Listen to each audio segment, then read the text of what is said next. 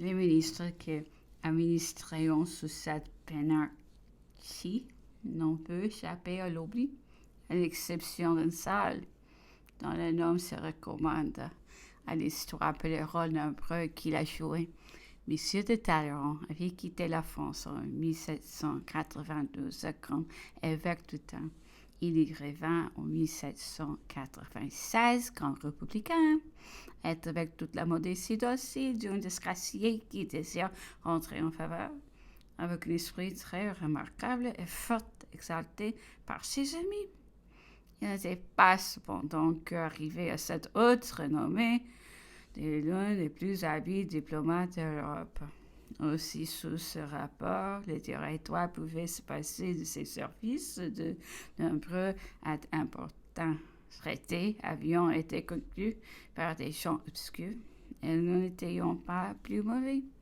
Et la vanité de directeur fut flattée d'avoir su leur ordre ainsi devant grand seigneur qui avait donné des gages nombreux à la Révolution, qui avait perdu le droit de s'irriter contre ses excès, puisqu'il en avait provoqué tous les principes, et dont la souplesse de caractère assurait l'obéissance. Il avait d'ailleurs des avantages considérables sur son précédent, et même sur ce nouveau maître. C'était ses liaisons avec des hommes influents dans les pays étrangers, et un goût prononcé pour la politique et la science de bienséance malgré la rude fierté républicaine. Les directeurs sentiront que dans leurs relations avec les gueux étrangers, un homme de naissance de la monarchie pourrait leur être utile. Lorsque M. de Talleyrand entra au ministère, les dissensions étaient dans toute leur violence.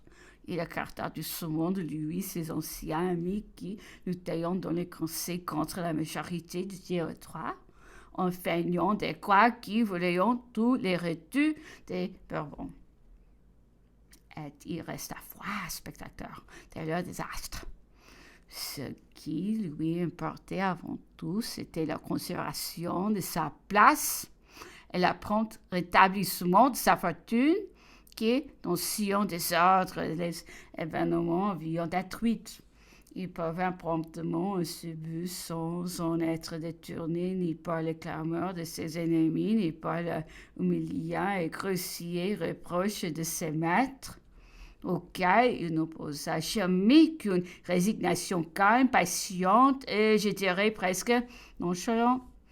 J'en ai vu quelques exemples, et j'ai senti que l'ambition ne peut inspirer que de dégoût quand il faut l'acheter à ce prix.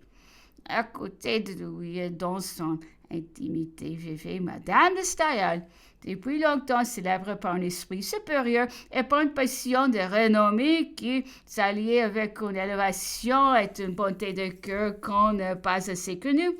Il est vrai que c'est un peu sa faute. Je suis restée persuadée qu'elle n'avait pas prévu les prescriptions cruelles qui accableront le parti vaincu. Mais je n'ai jamais vu une telle chaleur et les peut suivre. Elle ne voyait sans doute dans cette lutte que le triomphe de ses opinions, je dirais volontiers, de ses sentiments politiques. Mais il faut avouer que l'absence de toute réflexion peut seule la pousser à prendre parti avec tant d'éclat pour des hommes qui voulaient empirer la liberté, la représentation nationale, les plus chers objets de son culte. À cette époque, portait jusqu'à l'enthousiasme son admiration pour le général Bonaparte. Je l'ai vu pour la première fois chez M.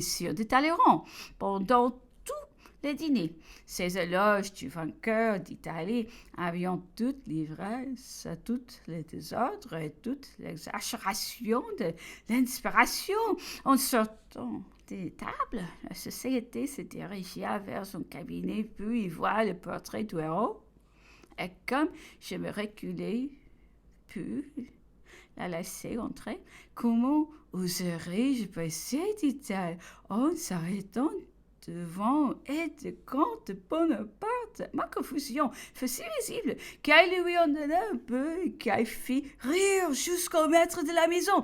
J'allais le voir le lendemain et me reçut assez bien peu que j'y retourna ce souvent et j'atteste qui son entraînante imagination, son incroyable activité ne se sont pas demandé un instant jusqu'à la catastrophe.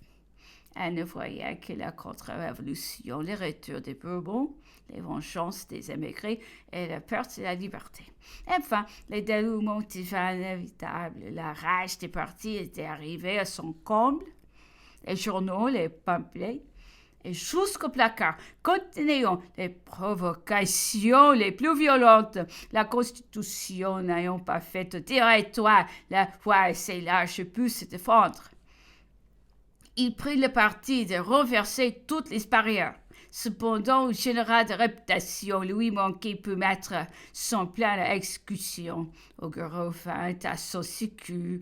Les veilles de son arrivée d'Italie, j'ai reçu une lettre du général Bonaparte dans laquelle il me disait « Augureau se rend à Paris. Ne vous livrez pas à lui. » Il a jeté les désordres dans l'armée. C'est un factieux.